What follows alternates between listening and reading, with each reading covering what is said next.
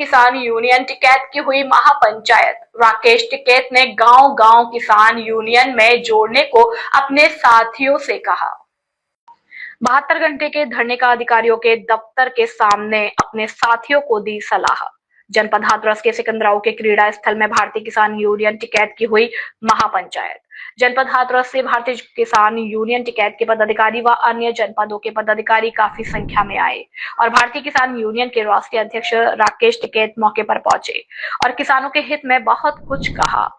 सरकार पर निशाना साधते हुए किसान यूनियन के नेता राकेश टिकैत ने कहा कि सरकार हमारी जमीन पर कब्जा करना चाहती है और हमारे अधिकारों का हनन करना चाहती है।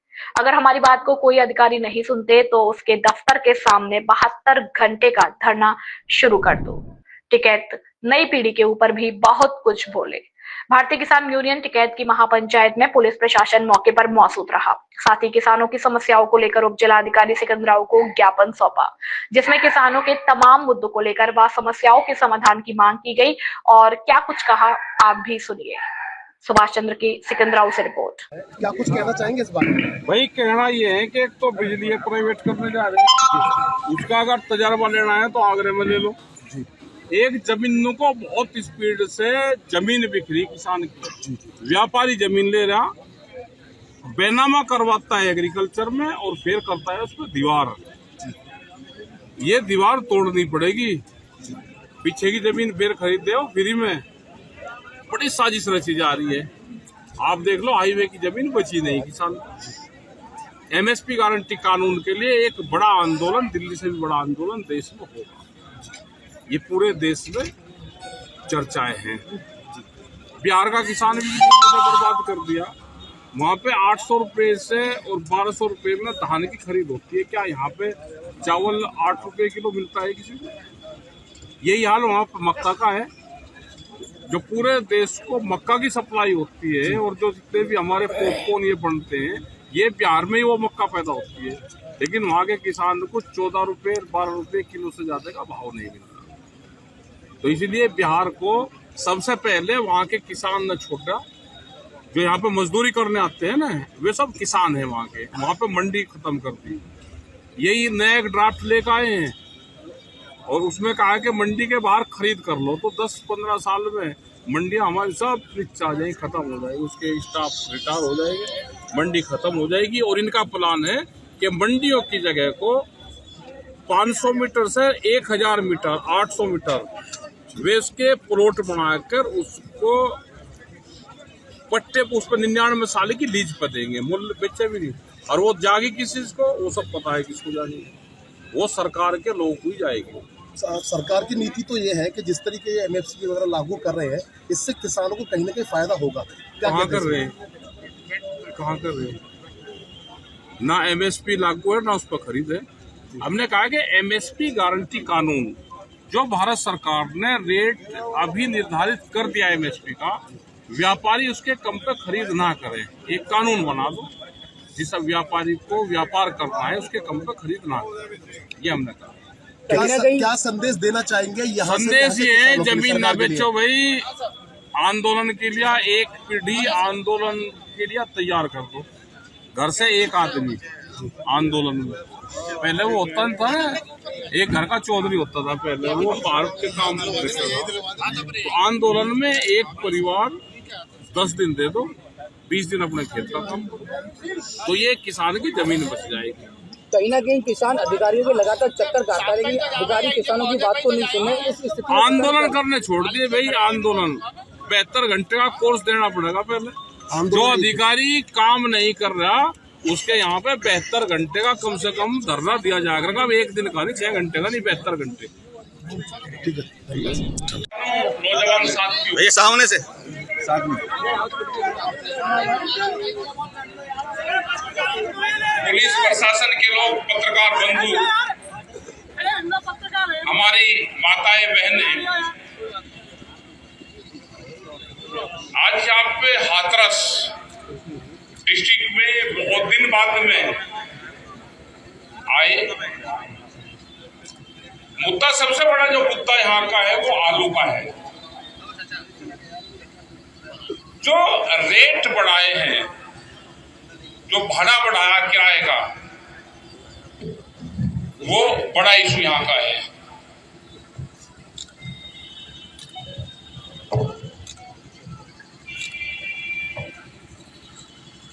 बिजली के इशू है। बिजली का इशू पूरे प्रदेश भर का है। जिस तरह से बिजली को प्राइवेट करा जा रहा है, अगर उसका तजर्बा लेना है तो आप आगरे में जो प्राइवेट बिजली है उसका ले सकते हैं। उसका किसानों के ऊपर क्या प्रभाव गया। नोएडा, ग्रेटर नोएडा में ले सकते हैं। वहां पे भी कुछ क्षेत्र में बिजली को प्राइवेट करा गया है। ये एक बड़ी साजिश है इस देश में पूंजीपतियों को बढ़ावा देना। खंभा लगा देंगे बीच में, उसमें सड़क निकाल देंगे, किसान की जमीन तो ऐसे मान लेंगे, दीवार पे सिर्फ एक पेंट या पोस्टर लगा कर दिखा दो, उसी पे ही मुकदमा दर्ज है। तो पूंजीवाद को कैसे बढ़ावा दिया जा रहा है, आपकी जमीन को लूटने का प्लान बन रहा है। देश को और ज्यादा गरीब बनाने का प्लान बन रहा है। बहुत सी योजनाएं सरकारों की आई। एनजीटी के नाम पे, नेशनल ग्रीन ट्रिब्यून के नाम पे योजनाएं आई कि दिल्ली और एनसीआर में 10 साल से पुराना डीजल का वाहन नहीं चलेगा। उसमें ट्रैक्टर, जनरेटर, पंपिंग सेट, गाड़ियां, क्या जो पुलिस फोर्स के लोग, जो जज, जो वकील, जो डॉक्टर, जो किसान उस क्षेत्र में रहता है, 10 साल में अपनी गाड़ियां, ट्रैक्टर बदल सकता है। गाड़ी 10 साल में बदलेगा और कोई दूसरे क्षेत्र का खरीदेगा, वहां पर नहीं खरीदी जाएगी तो कंपनियों को फायदा होगा। बिजली प्राइवेट जा रही है, गाड़ियों का यही हाल है। स्कूल प्राइवेट बहुत स्पीड से बढ़ रहे, मेडिकल हॉस्पिटल बहुत स्पीड से बढ़ रहे। देश में एक ही चीज पर काम चल रहा है कि वोट कैसे मिलेगा। दूसरा कोई डाटा सरकार के पास में नहीं है। वोट का जरूर डाटा है कि कौन सी स्पीच देने से हमको वोट में बढ़ोतरी मिलेगी। वोट कहां मिलेगी, वोट कैसे मिलेगी। अगर वोट में भी नहीं मिलती तो फिर सरकारों को कैसे गिराया जाए। वन नेशन वन इलेक्शन, उससे क्या होगा कि जब भी कोई दूसरी सरकारें होंगी उसको गिरने का काम भारत सरकार करेगी, स्टेट की गवर्नमेंट। हमने कहा कि वन नेशन वन एजुकेशन का भी एक प्रोग्राम बना दो, वन नेशन वन स्वास्थ्य का भी एक प्रोग्राम बना दो, उनको भी मेडिकल फैसिलिटी मिल जाए। वो नहीं मिलेगा क्योंकि पॉलिटिकल पार्टी भी काम नहीं कर रही। कुछ भी जो विपक्ष के लोग हैं वो भी कोई काम नहीं कर रहे। पहले होता था कि जब वे सत्ता से बाहर रहते थे या तो जेल रहते थे या आंदोलन करते थे, कोई भी पार्टी नहीं।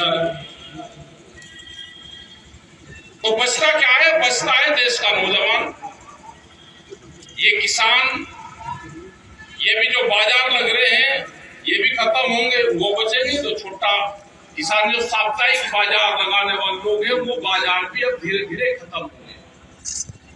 ये छोटा दुकान है, लेकिन आगे चलेगा कौन?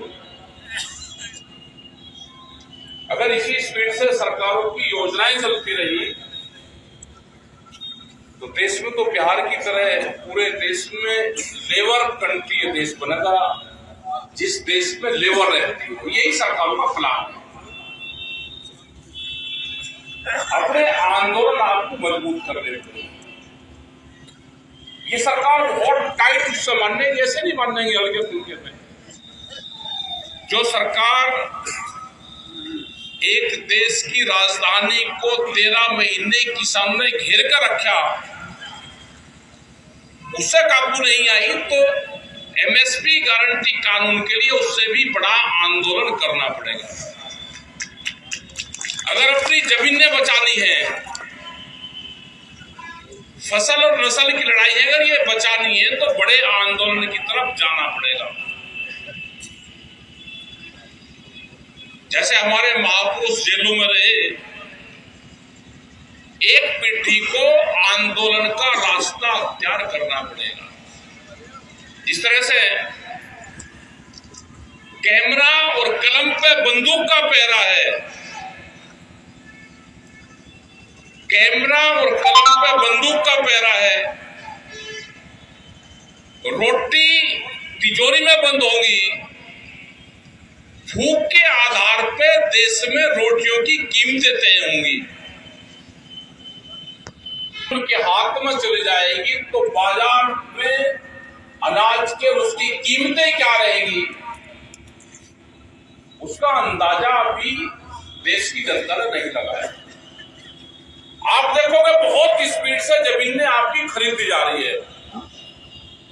जिसके पास में जमीन वो कर्जदार, व्यापारी जो बड़े बड़े लोग हैं वे जमीन खरीद रहे, कहां से पैसा लेकर आ रहे।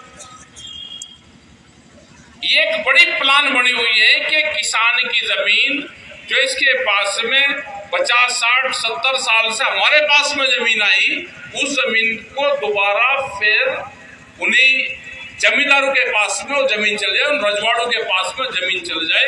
वे रजवाड़े तो खत्म हो गए, लेकिन जो नए कंपनी के रजवाड़े आए हैं उनके पास में देश के किसान की जमीन चले जाए। इंडस्ट्रीज के लिए लेबर चाहिए तो लेबर। गोटेगांव तीर्थराज महाकुंभ प्रयागराज में माघ पूर्णिमा पर कई करोड़ भक्तों ने किया अमृत